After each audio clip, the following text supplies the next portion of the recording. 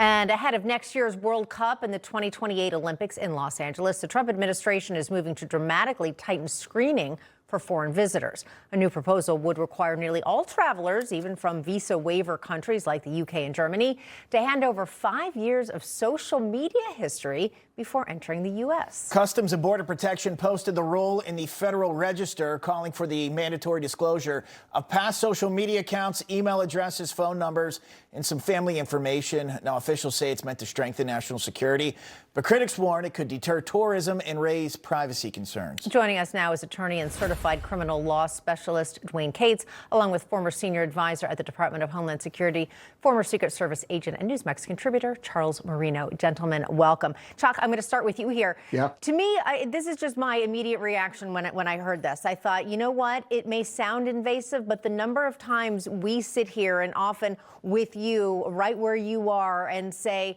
you know, if only people had looked at social media accounts, we would have seen red flags. If only we had seen this in advance, maybe this tragedy, whatever it was, would not have happened. Can we look at this maybe the same way?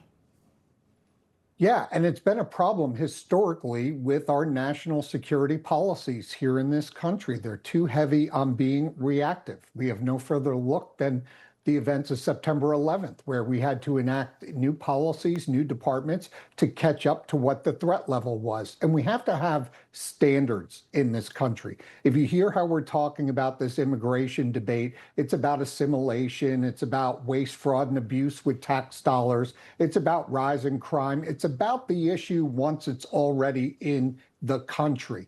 We need to focus on the standards regarding who are we letting into the country. And we have to understand that some people that want to come in here legally are not going to meet the muster. Either they're coming from a country which vetting is impossible to conduct, like Somalia, like Afghanistan, like Yemen, like any other special interest location, or they're going to be other concerning characteristics that should allow us as a country with strong borders, with strong immigration laws to say, you know what, we're not going to let you in. And there's nothing wrong with that. No, I don't think there is. I applaud the Trump administration for this. And Dwayne, I know a lot of, we mentioned friendly countries in Western Europe. They don't know who's in their country. They've suffered from mass migration. You have no idea. So why take the risk? Why not go back like they're going to do, look at all their social media posts? You might find something and say, hey, you know what? Don't come. It's not even worth it here. And I think that's what the administration's going for.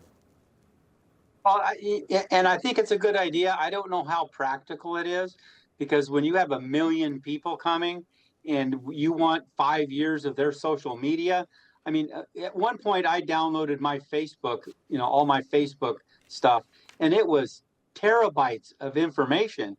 And to have somebody to go through that is going to be kind of difficult. Number two, I mean, how do you know if they don't give it up? Okay, so they say I closed an account 8 years ago, 5 years ago, 3 years ago. How are you going to get that data?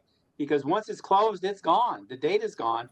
So, I mean, I guess, you could, on the application, it would be practical for them to list their social media accounts so that they can vet them, so they can go through those accounts and look. But anybody that's intending on doing harm is going to take some efforts to try to hide that.